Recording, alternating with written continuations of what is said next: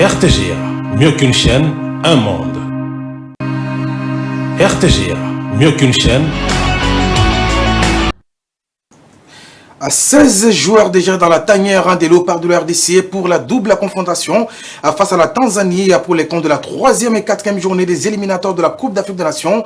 Bonsoir mesdames, salut messieurs, merci d'être avec nous sur la RTGA pour cette livraison sportive qui s'ouvre d'abord avec les coupes interclubs de la CAF. Les tirages au sort ont eu lieu ce lundi au Caire en Égypte pour les comptes de la Ligue des Champions où deux clubs congolais restent encore en lice pour la phase des groupes. Mamelodi Sundowns est le prochain adversaire de Maignon dans le groupe B aux côtés des Raja Athletic Club de Casablanca. Sans oublier bien sûr cette formation des Maignon qui dispute pour la première fois de son histoire cette compétition. À noter également l'AS Phare Club qui également jouera face à la formation des Maignon qui est dans un groupe beaucoup plus élevé. Contrairement au Corbeau du TP Mazembe dans le groupe A, le club congolais jouera les voisins des Young Africans de la Tanzanie, Al Hilal Androuman ou encore les Mouloudia Club Alger. Mazembe est quand même clément dans ce groupe. En attendant bien sûr la poursuite de la compétition, nous y reviendrons dans nos prochaines interventions. Je l'ai dit dans mes prémices, déjà 16 joueurs dans la tanière des Léopards de la RDC pour affronter la Tanzanie pour les comptes des éliminatoires de la Coupe d'Afrique des Nations qui est prévue au Maroc l'an prochain. On note les arrivées notamment des Kaloulou, Chancel Mbemba le capitaine, Kayembe Joris est déjà dans la tanière, le retour de William Balukucha, Mayele Fiston, Noura Sadiki ou encore SND, sans oublier Théo Bongoda, Peter Kioso qui a donc à remplacer Toanzebe. Kioso qui évolue du côté de la Championship, il vient donc pour sa première sélection. Il a été donc rappelé après la blessure des Toanzebe. Simon Banza également de la partie, sans oublier Lionel Passi ou encore Timothy Fayoulou et Berthaud. Tout à fait autre chose à présent, on reste toujours dans le football pour évoquer la première journée de la Lina Foot. Le coup d'envoi de cette 30e édition a été donné depuis le vendredi dernier avec notamment la victoire du FC Renaissance du Congo face à la formation des Kouya. Mais Patient Bangouziama nous donne les résumés des quelques matchs qui se sont disputés hier.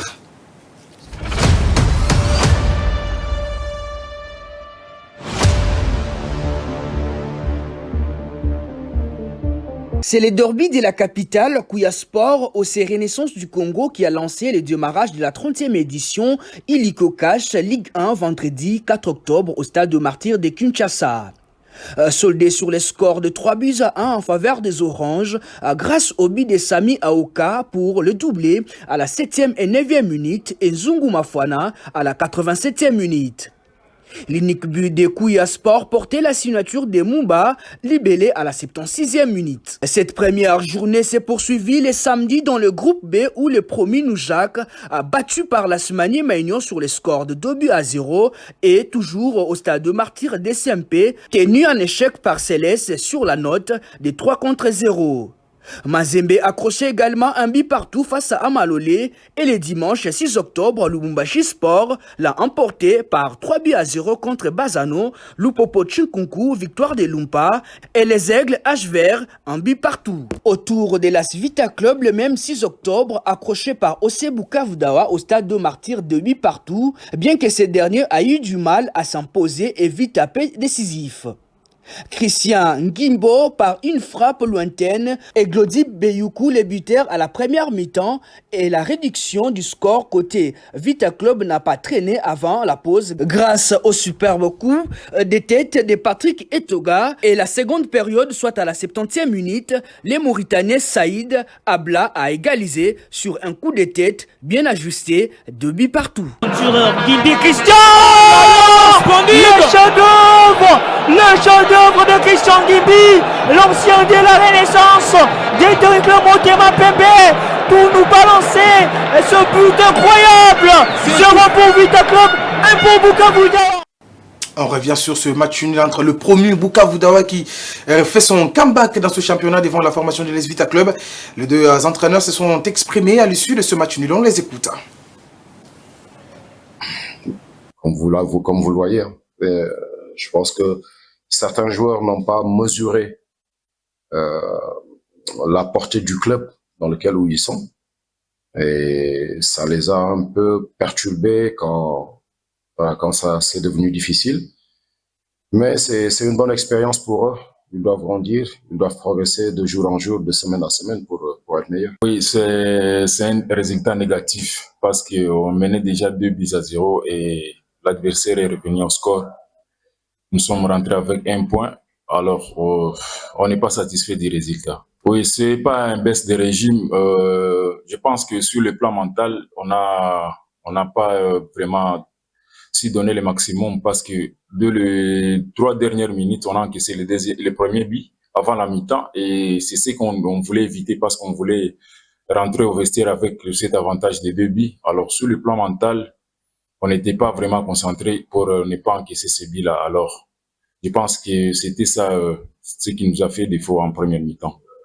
Oui, revenir à la pause, on a dit aux joueurs qu'en deuxième mi-temps, il faut d'abord commencer à presser l'adversaire haut parce que on pensait que l'adversaire en deuxième mi-temps vont commencer à venir nous acquiler parce qu'ils cherchent le deuxième but. Alors, pour empêcher une équipe qui veut égaliser, il faut d'abord créer les dangers dans les cas adverses. C'est ce qu'on a dit au Poulain. En deuxième mi-temps, on a vu que les 15 premières minutes, c'était équilibré jusqu'à ce qu'on a un peu baissé le régime vers la fin. Ce début n'a pas été clément également pour les Corbeaux du TP Mazembe.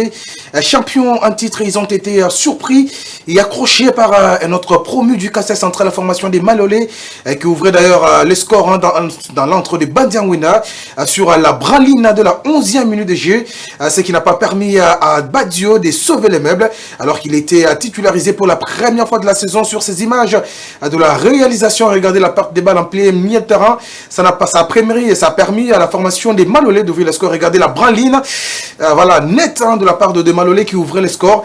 Mais Mazembe est parvenu à égaliser dans les tout derniers instants du match. Alors que cette équipe de Malolé, je rappelle, dispute pour la première fois la Ligue 1. L'équipe est promue et vient du Kassai Central. Mazembe devra donc battre dur après avoir remis en jeu son titre pour la saison sportive 2024-2025. Malolé a donc lancé un signal très fort. Apprenons par ailleurs le tableau des résultats réalisés le samedi dernier, outre la victoire de la formation du TPM, outre le match nul de Mazembe contre la formation de Malolé. Sangabalende a écopé d'un forfait. C'est la première défaite sur tapis vert pour la formation de Sangabalende qui n'a pas pu rejoindre l'AS Simba à Kolusi pour cette première journée. L'équipe de Mbujima qui est en difficulté.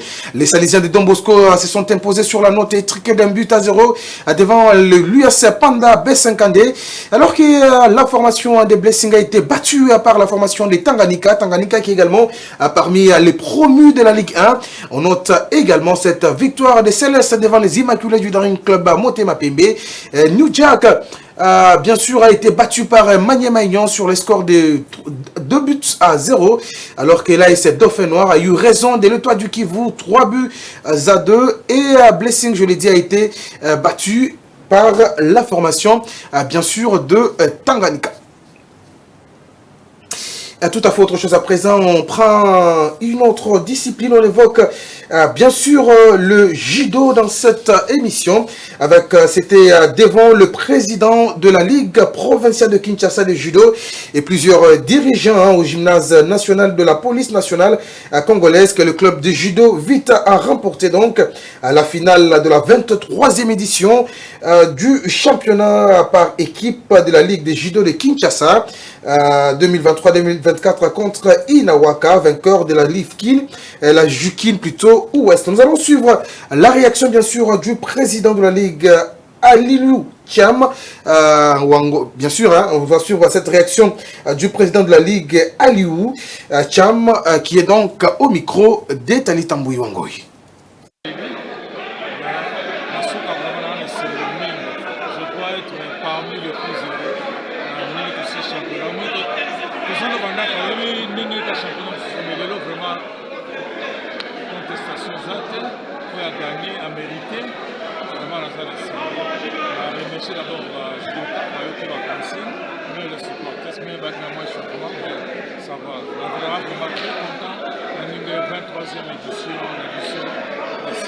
Parce que quand la montée sur le il y a 22e édition, et c'est là qu'il y a un peu de poisson. Mais 23e édition, c'est le bien, là, vous m'attendez, je remercie Dieu. connu sur la soirée de ce photo, tous sa championnat. Maintenant, ça travaille, moi, maintenant, que c'est ça. Maintenant, que cela déjà, c'est nous, chez nous. Il y a un combattre encore, la ville provinciale. Ça va être de G-League jusqu'aujourd'hui. En demi, je ne vais pas les petits. Après, ils allaient trouver le hasard où il y a ce contre Reich, la Bac Dieu le fait. Moni, Bazawana, la Bani, Bani, comme je peux Balandi. Mais Bac Dieu le fait, Reich, Baza parmi. Donc, total, chaque année, nombre d'années va participer à la compétition. Même pas quoi ça qu'on a bâti, moi, Mouké, dans le nombre des années, à Bunditi jusqu'à aujourd'hui. Donc, Baza Mouké, on a 17 personnes et nous allons organiser journée avec la ville, la journaliste, notamment par-ci par-là, Bongo du Capel, bon peu c'est nous.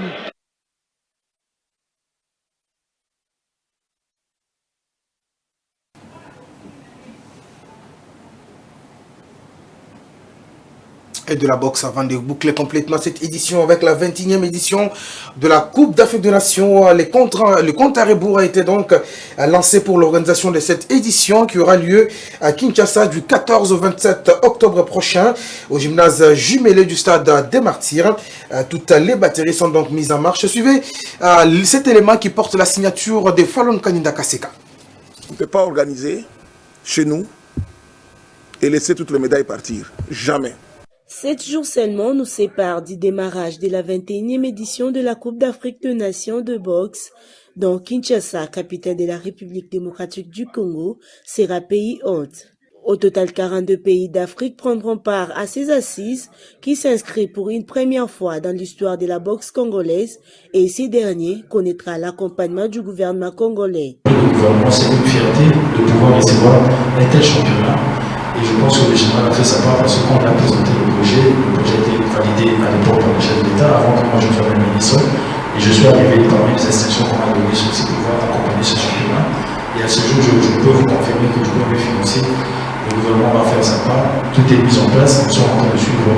Et bientôt, là, je pense que la campagne a déjà commencé. Bientôt, il nous reste 11 jours.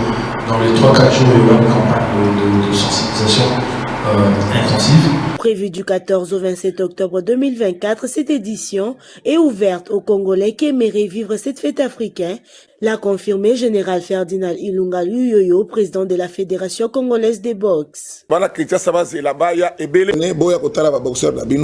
Entrée gratuite, donc muto ko sabino te que non ya kana bongo futa non et à 13 ya pamba ouverture ezali le 14 jour à défilé boya ko tala ba payer belé ko ya.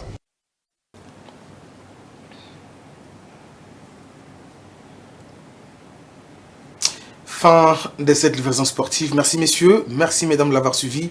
Le retour de nos programmes, c'est dans un court instant. Salut, bonne soirée.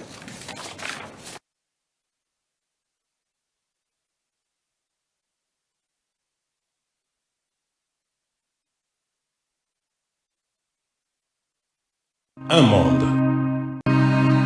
RTGA, mieux qu'une chaîne, un monde.